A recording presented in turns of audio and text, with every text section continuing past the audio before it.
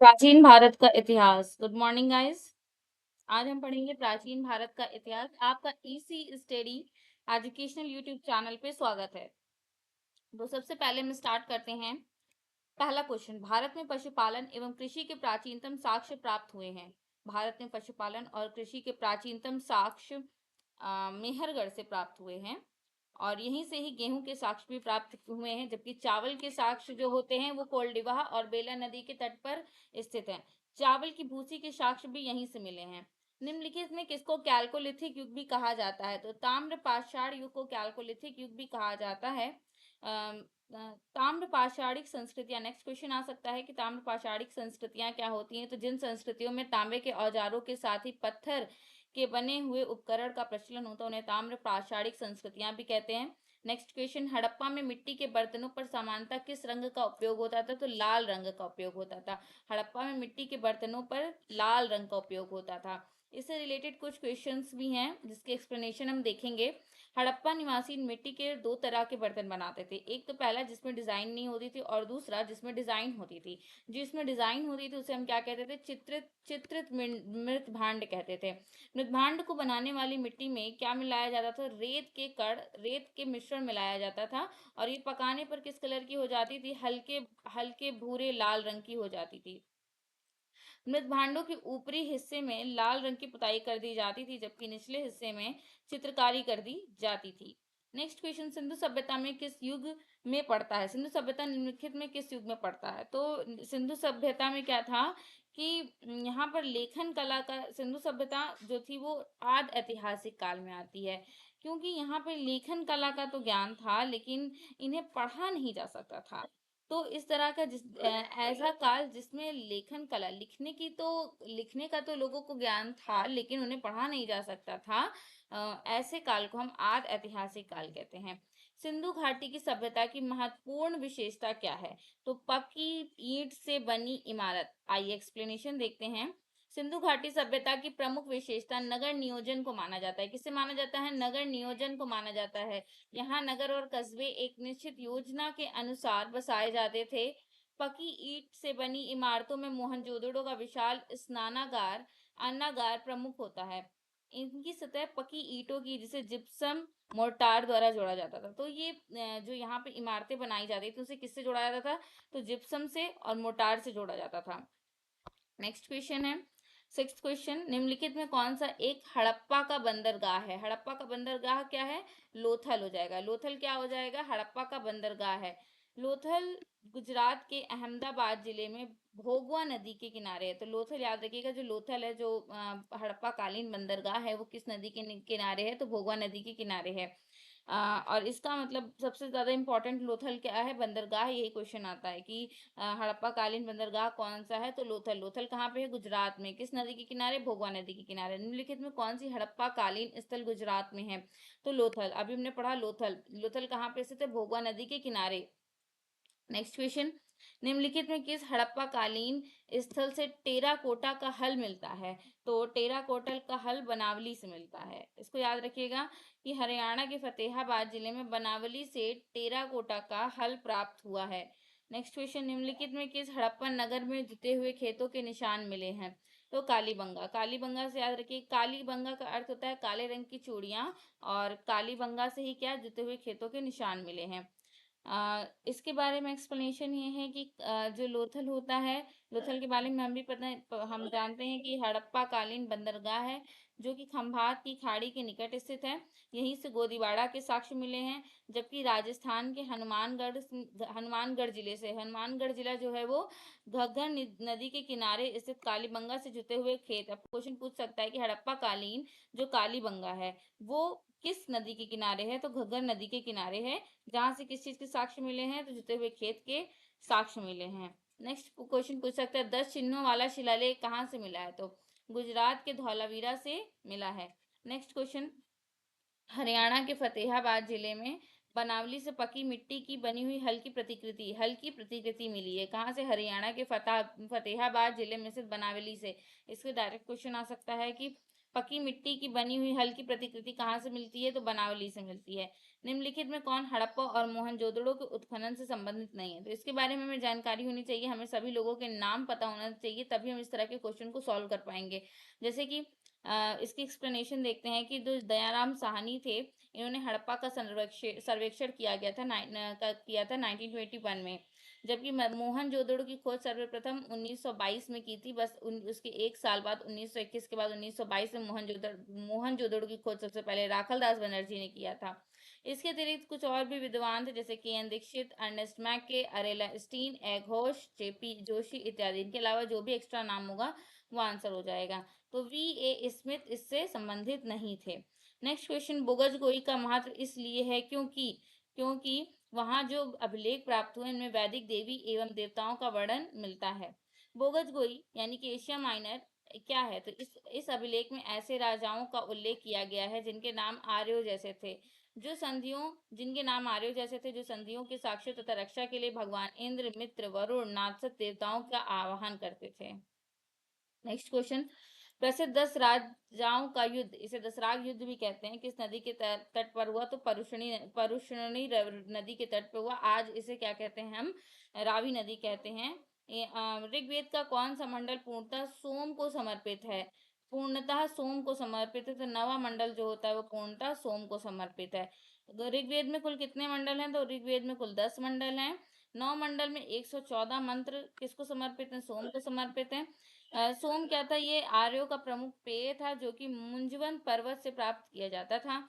दशम मंडल में चारों वर्णों का क्या प्राप्त होता है? हमें उल्लेख प्राप्त होता है।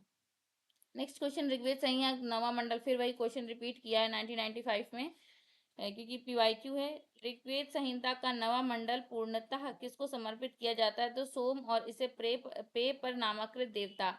नेक्स्ट, गायत्री मंत्र किस पुस्तक में मिलता है? तो गायत्री मंत्र ऋग्वेद में मिलता है। इसकी रचना रचना किसने की थी? तो विश्वामित्र ने की थी। और ऋग्वेद किस मंडल में मिलता है? तृतीय मंडल में। ऋग्वेद में कितने मंडल होते हैं? तो टोटल 10 मंडल होते हैं। सोम का जो डिस्कशन था वो किस मंडल में किया गया है? 9वें मंडल में किया गया है। निम्नलिखित में किस भारतीय दर्शन ने परमाणु सिद्धांत का प्रतिपादन किया था? तो वैशेषिक ने परमाणु सिद्धांत का प्रतिपादन किया था। महावीर स्वामी का जन्म कहाँ हुआ था? तो कुंडग्राम में हुआ था। महावीर स्वामी का जन्म कुंडग्राम में हुआ था। कब हुआ था? 599 ईसा पूर्व। इसे याद रखिएगा, एनसीईआरटी का डाटा है। नई एनसीईआरटी में 599 है, जबकि पुरानी एनसीईआरटी में 540 है। तो एनसीईआरटी में क्योंकि अब ये अपडेट हो चुका है, तो इसका आंसर 599 होगा। और इनकी माता का नाम क्या था? इनकी माता का नाम त्रिशला था। और नेक्स्ट क्वेश्चन है, भगवान महावीर नहीं नहीं, नेक्स्ट क्वेश्चन आपका ये हो जाएगा, महावीर की मृत्यु किस नगर में हुई थी? तो महावीर की मृत्यु अभी हमने पढ़ा पावापुरी में हुआ था। जन्म कब हुआ था? 599 में वैशाली के निकट कुंडग्राम में हुआ था। और इनके पिता का नाम क्या था? सिद्धार्थ था। और जो वज्जी संघ के प्रमुख सदस्य थे। 72 वर्ष की आयु में 527 ईसा पूर्व पावापुरी में इनकी मृत्यु हो गई थी। भगवान महावीर का प्रथम शिष्य कौन था? तो इनके पुत्री का ही पति जमाली, यानी कि इनका दामाद जमाली इनका क्या था? प्रथम शिष्य था। पहले तो इनका समर्थक था, इनका शिष्य था। उसके बाद क्या था? उसके बाद इन्होंने अपने संप्रदाय की शुरुआत की, जिसे बहुतरवाद कहा गया। इनके 11 अन्य शिष्य भी थे, जिन्हें क्या कहा गया? गणधर कहा गया। नाम याद कर लीजिएगा। निम्नलिखित में कौन पूर्वकालिक जैन ग्रंथ कहलाता है? तो पूर्वकालिक जैन ग्रंथ 14 पूर्व, बस इसका आंसर याद करिएगा, 14 पूर्व। महात्मा बुद्ध ने अपना पहला धर्म चक्र प्रवर्तन किस स्थान पर दिया? तो भी धर्म चक्र प्रवर्तन का मतलब क्या होता है? उपदेश। तो सारनाथ में दिया था। Next question, question number 22।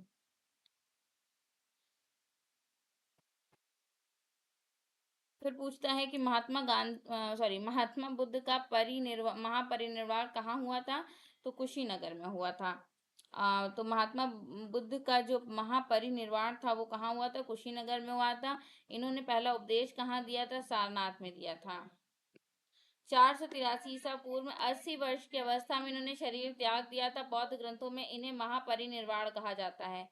Next question, Tripitaka किसकी धार्मिक पुस्तक है? त्रिपिटक जो होती है वो बौद्ध की धार्मिक पुस्तक है। इसमें कौन कौन से पिटक आ जाएंगे? विनय पिटक, सुत्त पिटक और अभिधम्म पिटक। विनय पिटक संघ संबंधित नियम एवं आचार्य की शिक्षाएं, सुत्त पिटक महात्मा बुद्ध के वचन, अभिधम्म पिटक दार्शनिक सिद्धांत। नेक्स्ट क्वेश्चन, त्रिरत्न या तीन रत्न जैसे सटीक ज्ञान, सच्ची आस्था और सटीक क्रिया निम्नलिखित में से किससे संबंधित है? तो त्रिरत्न जैसे सटीक ज्ञान, सच्ची आस्था और सटीक क्रिया जो होती है वो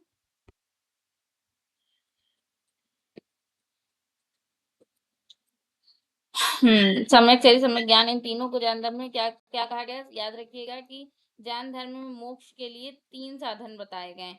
सम्यक धारण यानी कि दर्शन, याद रखिएगा धारण, धर है तो दर्शन, सम्यक चरित्र, सम्यक ज्ञान, ये जैन धर्म में इन्हें त्रिरत्न की संज्ञा दी गई।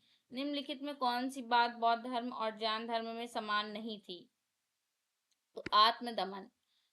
गौतम बुद्ध जो थे दोनों में बहुत डिफरेंस है। गौतम बुद्ध और महावीर स्वामी ने मोक्ष प्राप्ति के लिए अलग अलग धारणाएं बताई। गौतम बुद्ध ने मध्यम मार्ग का उपदेश दिया, वे मोक्ष के लिए कठोर साधना काया क्लेश में विश्वास नहीं करते थे, जबकि महावीर स्वामी ने मोक्ष प्राप्ति के लिए घोर तपस्या और शरीर त्याग के लिए आवश्यक बताया, घोर तपस्या तथा शरीर त्याग को आवश्यक बताया। बोधि वृक्ष अपने वंश की पंचम पीढ़ी का है। नेक्स्ट क्वेश्चन, जिसको किसने लगवाया था? तो याद रखिएगा अलेक्जेंडर कनिंघम ने लगवाया था। 27, बराबर की गुफाओं का उपयोग किसके ने आश्रय गृह के लिए किया था? तो आजीविकों ने किया था। नेक्स्ट क्वेश्चन, अजीवक संप्रदाय के संस्थापक कौन थे? तो मखलिगोसाल कौन थे? अजीवक संप्रदाय के संस्थापक थे। ये पहले महावीर के स्वामी के शिष्य थे। उसके बाद इन्होंने आजीवक नामक स्वतंत्र संप्रदाय की स्थापना की। इनका मत नियतिवाद कहा जाता है। संसार की प्रत्येक वस्तु, इनके अनुसार संसार की प्रत्येक वस्तु भाग्य द्वारा पूर्व नियंत्रित और संचालित होती है। पाटलिपुत्र के स्थापक कौन थे? उदयन थे। कौन थे? उदयन थे। और पाटलिपुत्र की स्थापना अजात शत्रु के उत्तराधिकारी उदयन ने गंगा तथा सोन नदी के संगम पर एक किला बनाकर की थी। इसे मगध साम्राज्य की राजधानी राजगृह से पाटलिपुत्र स्थानांतरित किया गया था। पाटलिपुत्र को शिशुनाग वंश, नंद वंश, मौर्य वंश की राजधानी भी रही है। किस शासक द्वारा सर्वप्रथम पाटलिपुत्र का राजधानी के रूप में चयन किया गया? तो अभी हमने पढ़ा उदयन के द्वारा। उदयन जो था वो अजात शत्रु का क्या था? अजात शत्रु का पुत्र था या अजात शत्रु का उत्तराधिकारी था। नेक्स्ट क्वेश्चन, निम्नलिखित में किस राजा ने पाटलिपुत्र बसाया था? तो आंसर हो जाएगा उदयन। 31, 32। नेक्स्ट क्वेश्चन देखते हैं 32। विश्व का पहला गणतंत्र वैशाली के द्वारा स्थापित किया गया। विश्व का पहला गणतंत्र वैशाली में किसके द्वारा स्थापित किया गया था? तो लिच्छवियों के द्वारा। सबसे पहला गणतंत्र लिच्छवियों के द्वारा स्थापित किया था। मगध की प्रारंभिक राजधानी कौन सी थी? तो राजगृह। राजगृह का अन्य नाम था गिरिब्रिज। गिरिब्रिज क्या थी? प्रारंभिक राजधानी थी मगध की। नेक्स्ट क्वेश्चन, अजात शत्रु के वंश का क्या नाम था? तो अजात शत्रु के वंश का नाम हर्यक था। नेक्स्ट क्वेश्चन, सैंड्रोकॉटस से चंद्रगुप्त मौर्य की पहचान किसने की थी? तो विलियम जोन्स ने की थी। नेक्स्ट क्वेश्चन, ब्राह्मी लिपि को सर्वप्रथम किसने पढ़ा था? तो जेम्स प्रिस्म ने सबसे पहले ब्राह्मी लिपि को पढ़ा था। मेगास्थनीज की पुस्तक का नाम क्या था? तो इंडिका मेगास्थनीज की पुस्तक का नाम था। इंडिका के लेखक कौन थे? तो इंडिका के लेखक कौन थे? मेगास्थनीज था। मेगास्थनीज दूत किसका था? मेगास्थनीज दूत था किसका? तो सेल्यूकस निकेटर का दूत था, जो कि चंद्रगुप्त मौर्य के राज्य में चंद्रगुप्त मौर्य के शासन में आया था। नेक्स्ट क्वेश्चन हम पढ़ेंगे। हाँ, बस लास्ट एक क्वेश्चन आपका है। अंतिम मौर्य सम्राट था बृहदत्त। अंतिम मौर्य सम्राट कौन था? बृहदत्त था। ठीक है, आज के लिए हम इतना ही करते हैं। आगे हम अपनी 40 क्वेश्चन की 40 इंपॉर्टेंट PYQ सीरीज को कंटिन्यू करेंगे। Thank you.